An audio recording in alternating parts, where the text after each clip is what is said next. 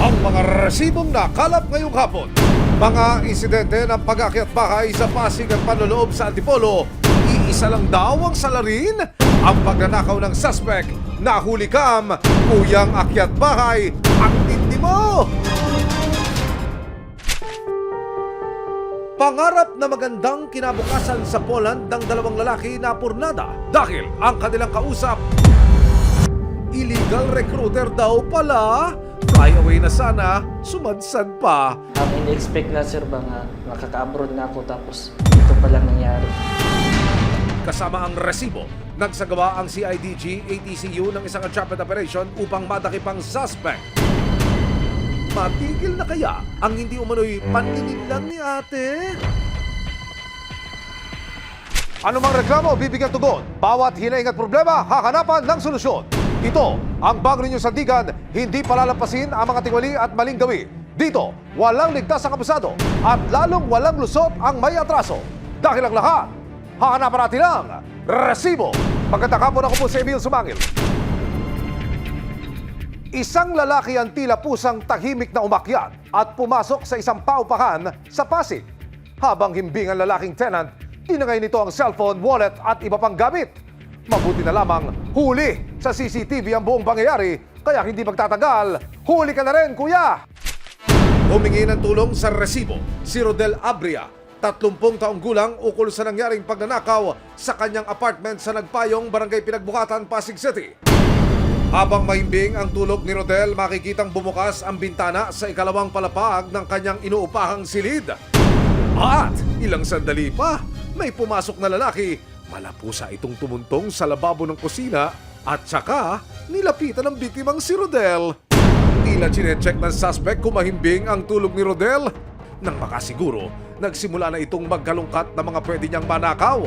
Bali yung pinulot niya po rito kala nila cellphone. Powerbank po yun. Batay sa timestamp ng CCTV video, ganap na alas 2 ng madaling araw naganap ang krimen. Makikita po ang suspect mula doon sa bintana, bumaba dito po sa mismong tulugan ng biktima. Susunod niyang kukunin ang wallet o ang pitaka ng biktima na nasa ilalim po ng kutsyon. Tila ba maaalimpungatan ang biktima? Babalikwas po siya mula sa pagkakahiga at ang suspect pumasok doon sa kabilang kwarto. Sa panayam ng resibo sa biktimang si Rodel at kanyang partner na si Janine matapos ang insidente, wala raw siyang kamalay-malay na nilooban na pala siya. Iniintay ko yung alarm ng cellphone ko. Kinapa ako sa tabi ko, sa gilid ng kutsyon. Wala. Tulad ng wallet ko, wala doon. Doon ako humingi ng tulong sa may-ari ng bahay na para i-kontakin siya, makita sa CCTV footage yung nangyari. Kasi doon ko na-confirma na may pumasok na sa bahay. Nang i-upload nila ang video, nalaman nilang may nakakakilala pala sa suspect. May mga nagtitip kung nasaan siya. May mga nagsisend po ng video, katulad nung nakaraan, nasa Kalawaan daw po siya. Susunod! Mula nang maitala ang insidente na nakawan sa residential property na ito sa Barangay Pinagbuhatan, Pasig City. Isa pang insidente ng pagnanakaw ang naitala naman at nai-report sa mga otoridad sa lungsod ng Antipolo. Abangan mamaya, pangarap na magandang kinabukasan sa Poland ng dalawang lalaki na purnada dahil ang kanilang kausap, illegal recruiter daw pala. Flyaway na sana, sumadsad pa. Resibo, walang lusot ang may atraso. Resibo, walang lusot ang may atraso. 3 araw makalipas ang paloloob, minabuti na nilang pumunta sa presinto. Kaya noong September 25, 2023, kasama ang resibo, nagpunta sa PNP Pasig City sina Rodel at ang kanyang partner para magsampa ng kaso. Pero ilang sandali pa ang lumipas, dumating ang ina ng suspect. Sinubukan naming makapanayam ang ina pero tumanggi siyang magbigay ng anumang pakayag. Pero ayon sa kanya, hindi raw siya pumunta para depensa ng anak, kundi para tumulong na maipakulong na raw ito. Hindi po ako nagpapagsigil sa anak ko kasi gusto ko talaga po makulong yung anak ko. Napag-alaman ng resibo na naglapas-pasok na pala sa kulungan ang suspect na kinilalang si Ronel Baltasar. Nakasuhan na siya noon ng resistance and disobedience to person of authority. Lahat tayo may pagkakataon magbago eh. Baka doon sa gagawin natin yun, doon siya magbago. Para hindi na rin po mangyari sa iba yung ginawa niya. Hindi raw sumipot noon ang suspect sa mga pagdinig, kaya nitong January 16, 2024, naglabas na ng warrant of arrest sa Pasig City RTC Branch number 71 laban sa kanya, pero ang suspect, no show pa rin daw. Pakituro mo nga sa akin. Sa camera natin, nasan ho yung mga CCTV camera ko nakalagay? Andito po yung camera. Ayun. Dito po siya unang nakita. Humigit kumulang isang buwan mula nang maitala ang insidente na nakawan sa residential property na ito sa Barangay Pinagbuhatan, Pasig City. Isa pang insidente ng pagnanakaw ang naitala naman at nai-report sa mga otoridad sa lungsod ng Antipolo. Isang buwan matapos ang pag-akyat bahay ni Baltasar sa Pasig City, isa namang panluloob ang nangyari sa Cogyo, Antipolo. Kwento ng biktimang si Police Staff Sergeant Gilbert Arquero, October 13, 2023. Umuwi siya galing ng duty sa Antipolo Police Station No. 2. Pagdating niya sa bahay, napansin niyang nawawala ang kanyang aircon na inilapag niya sa sahig. Napansin ko yung aking aircon na tinanggal ko pansamantala na nakalagay sa labas ng aming bahay, nawawala. Nagtanong-tanong ako, una doon sa asawa ko, wala daw silang nakita kung sino kumuha. Kaya nagtaka po ako. Sa kanyang pag-iimbestiga, may ilan daw siyang kapitbahay na nakakita sa dalawang lalaki na may bitbit na aircon palabas ng kanyang bahay. Nagtanong-tanong po ako sa kapitbahay hanggang sa nasalubong ko yung nakakita. Ayun, tinuro niya sa akin kung saan makikita yung dalawang suspect. Dito po sa ilalim, dyan sila pumipwesto. Mga alas 3 po ng hapon nung kinuha nila yung aircon. Naabutan pa raw ni Gilbert na pinipira-piraso na ng mga ito ang kanyang aircon. Naibenta na nila yung ibang parte. Bali, wala na rin mapapakinabangan dun sa nakabalik kasi yung kaha na lang at saka yung mga hindi pa nila nababaklas. At dahil pasok pa sa 24 hours mula nang gawin ng krimen, si Sergeant Gilbert na rin ang tumayong arresting officer sa suspect na kinilalang si Reggie Baltasar. Nako mga kuya, pulis pa ang dinali nyo! Ang ginawa namin, dinala namin sa police station para sampan na lang ng kaso. Samantala, nagbagong taon na, pero patuloy pa rin daw na pinaghahanap ng Pasig Police ang suspect na si Ronel na nahulikam ang pag-aakyat bahay. Susunod, natuklasan nila na may valid reason naman pala kung bakit hindi ito nakakadalo sa mga pagdinig. Kaya pala hindi namin siya mahanap. Pangarap na magandang kinabukasan sa Poland ng dalawang lalaki na purnada dahil ang kanilang kausap, illegal recruiter daw pala. Sinabi ko sa sarili ko, mag-abroad na lang ako. Pag mahirap ka, sir, laki ka sa hirap, gagawin mo lahat talaga para maangat yung pamilya mo. Resibo, walang lusot ang may atraso. Resibo, walang lusot ang may atraso. Noong September 2023, humingi ng tulong sa resibo si Rodel Abria, 30 taong gulang, ukol sa nangyaring pagnanakaw sa kanyang apartment sa Nagpayong, Barangay Pinagbuhatan, Pasig City. Makikita po ang suspect mula doon sa bintana, bumaba dito po sa mismong tulugan ng biktima. Susunod niyang kukunin ang wallet o ang pitaka ng biktima na nasa ilalim po ng kutsyon. Nagbagong taon na, pero patuloy pa rin daw na pinaghahanap ng Pasig Police ang suspect na si Ronel na nahulikam ang pag-aakyat bahay. Kalaunan, natuklasan nila na may valid reason naman pala kung bakit hindi ito nakakadalo sa mga pagdinig. Kaya pala hindi namin siya mahanap. Siya na po ay nakakulong na po sa Antipolo City Jail. Napag-alaman ng mga pulis na ang lalaking kinasuhan ni Rodel ng robbery na si Ronel Baltasar at ang lalaking nakaharap sa kasong theft dahil sa pagnanakaw ng aircon ni Sergeant Gilbert na si Reggie Baltasar ay iisa lang. Yung warrant po na nilabas laban sa kanya ay sinerve po namin doon sa Antipolo City Jail. Sa kasong theft din ho yun. Robbery po, robbery. Robbery naman. Opo. Gumamit po siya ng ibang pangalan doon sa Antipolo. Kaya lang, nung binalit po ng Pasig PNP, base ho sa kanyang pictures at sa description, sa mga tattoo sa kanyang katawan, ay na-confirm po namin na ito po ay isang tao lamang. Kaya naman itong February 27, 2024, inihain na kay Ronel/Reggie ang warrant of arrest sa loob mismo ng Antipolo City Jail. Kung i-arrest na namin sa kaso Sinubukan ng resibo na humingi ng pakintulot sa pamunuan ng Antipolo City Jail upang makapanayam si Baltasar pero tumanggi ang pasilidad at maging ang suspect. Ayon sa ina ng suspect, pinagbabayaran na raw ng kanyang anak ang mga kasalanang nagawa nito. Pinagsisisihan niya kung ano man ang nagawa niya. Kung ano man ang ginagawa niya, gusto na raw po niya magbago. At ang mensahe ko po sa kanya, sana totoo yung magbago na po siya. At wag naman niya kami nabigyan na ng kahiyan. Kung mapatunayang may sala sa kasong robbery, maaari siyang makulong ng 1 buwan hanggang 6 na taon kung makatulad namang guilty para sa kasong theft. Nakaharap si Baltasar sa 1 buwan hanggang 12 taon sa bilangguan.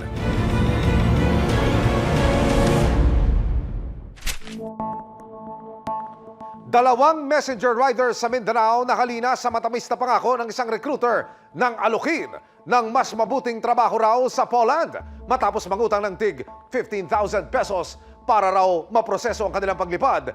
Nagulat sila nang malamang natanso pala sila ng recruiter. Ouch! Trabaho na! Naging bato pa! Trabaho ba kamo na may magandang kita?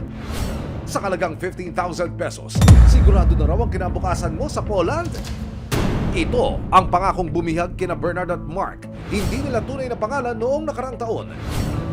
Bilang mga messenger riders sa Mindanao, nangarap daw silang mangibang bansa para sa mas malaking kita. Law firm po ako, sir. Katulad po ng nag-aabot ng mga demand letter po. Ay panggasto din sa mga magulang din. Binibigyan ng mga suporta po, sir. Sa awa ng Diyos, okay naman sir kasi meron naman akong napagkukunan. Meron akong trabaho doon sir. Pagkain pang araw-araw, panggatas ng anak, diaper, mga kung ano ang kailangan sa anak. Natustusan naman yung mga pangangailangan sa pamilya pero hindi talaga sapat na sapat po. Taong 2023 nang makilala nila si Marie, hindi niya tunay na pangalan. Nakilala ko siya sa kasamahan ko po sir sa trabaho. Una kaming nagkausap niyan through messenger lang po. Ayon sa dalawa, matindi raw ang convincing powers ni Marie. Kaya naman napayes daw agad sila sa offer nitong trabaho overseas.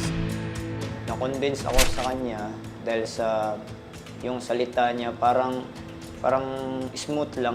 Tulad ng if magbayad kayo, makakalipad kayo in this month. Meron siya mga picture na pinapakita niya na meron siyang aplikante na napalipad na niya. Tapos yun sa Facebook niya, makikita din namin sa kanila na meron siya napapalipad. Ang offer, magbabayad sila ng 15,000 piso para makalipad. Kaya naman agad silang nangutang para matupad ang kanilang pangarap na mas magandang buhay. Yung pera na binayad ko sir, siniram ko lang po sa aking kapatid. Sinabi ko sa sarili ko, mag-abroad na lang ako. Kahit hindi ko gusto, pangarap ko talaga na maahon sila sa hirap. Pag mahirap ka, sir, laki ka sa hirap, gagawin mo lahat talaga para maangat yung pamilya mo. Nang magkabayaran, lumipad pa Maynila ang dalawa kasama ang iba pang aplikante. At dito na tumambad sa kanila ang big reveal. Ang recruiter na si Marie, bogus daw pala! Sabi niya, meron daw kaming accommodation dito sa Manila. Pero pagpunta namin dito, wala pala accommodation. Dahil sa nangyari, lalo raw naghirap sina Bernard at Mark. Sinubukan nilang tawagan si Marie, pero siya pa raw ang galit at kalaunay ng ghost na raw ito. Pero imbis na malugmok, piniling lumaban ni Mark at Bernard. Agad silang dumulog sa Criminal Investigation and Detection Group, Anti-Transnational Crime Unit o CIDG-ATCU para formal na magsampa ng reklamo. At para makumpirma kung konektado talaga si Marie sa dineklarang agency na kinabibilangan daw niya, nagtungo ang resibo sa opisina ng ahensya. Tayo po ay personal na tutungo ngayon sa tanggapan nitong recruitment agency para alamin kung talaga bang affiliated o konektado itong taong inirereklamo ng ating mga kababayang dumulog sa ating programa.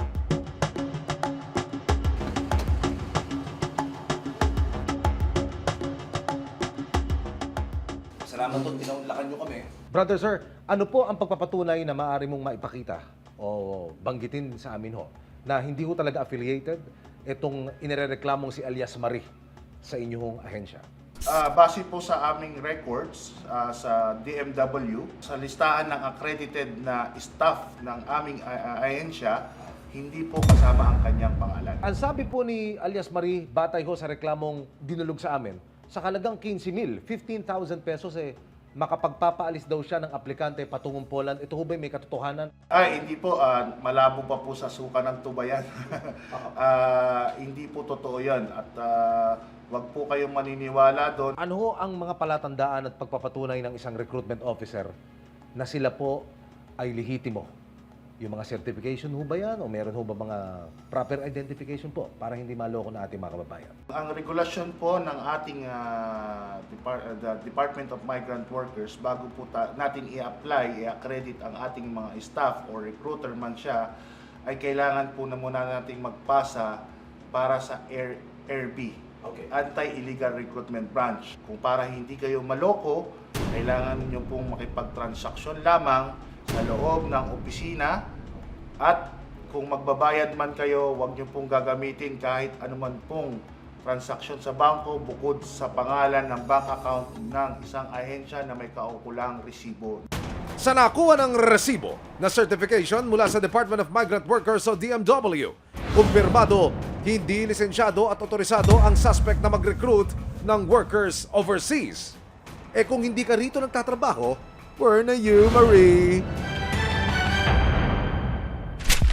Dahil sa mga ebidensyang hawak nila Bernadette Mark, kasama ang resibo, nagpasya ang CIDG ATCU na magsagawa ng isang entrapment operation nang wala nang mabiktima pa ang suspect. Ayon sa isa sa mga complainant, may balansi pa raw siya kay Marie. Nakakaya naman, ano? Pagpunta ng complainant natin dito sa office, nalaman namin na patuloy silang hinihingan ng 3,000 para sa full payment ng processing fee. Which is doon yung mga personnel namin dito sa office na in-advisean sila na patuloy silang makipag-communicate. Ayon sa mga complainant natin, yung subject is lalapag dito sa Manila galing Mindanao on February 20. Kaya dahil diyan, ang game plan, makikipagkita ang complainant para ibigay ang kulang pa niyang bayad sa suspect. Nagbanman ang resibo at ang mga pulis sa paligid ng Quiapo Church. Pero si suspect, di na nagbago na ang isip. Masakit na bang ulo niya kaya ayaw nang makipagkita? Maya-maya pa, aba, si Madam Recruiter nagpalipat ng meeting place. Ang gusto, sa isang eskinita na lang daw magkita. Tagong-tago, Marie!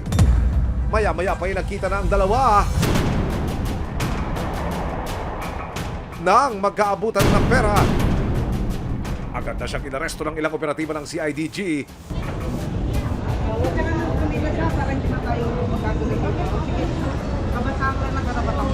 Dinala agad siya sa CIDG ATCU. Dito siya nakapanayam ng resibo at ayon sa kanya, ako po ay legal na recruitment, hindi po ako illegal na recruitment. aba, legit naman daw siya eh.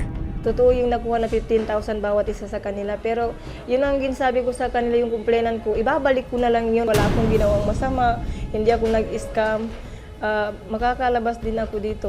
Tutulungan ako ng Panginoon. Pero dahil sa testimonya ng mga biktima at ang mga pruwebang kanilang ipinakita, kinasuhan ang suspect ng violation of Republic Act 8042 o illegal recruitment at violation of Article 315 ng Revised Penal Code o Estafa. Kasalukuyan siyang nakadetain sa custodial facility ng CIDG-ATCU. Naharap siya sa 6 hanggang 12 taon na pagkakakulong kung sakaling mapatunayang may sala. Dahil nahuli na si Marie, parang nabunutan daw ng tinik sina Mark at Bernard. Iisa lang daw ang mensahe nila sa kanilang pamilya na umasa sa kanilang pangingibang bansa. Sa aking partner na huwag kang mag-alala, okay lang ako dito. Mas sosolusyonan din natin to. At tatapos sa kanya itong problema na to. Nay, tay, huwag kayong mag-alala sa akin. Nandito lang ako, lumalaban sa hustisya. Kita din tayo, nay, tay. Babalik ako ng Davao na buong buo.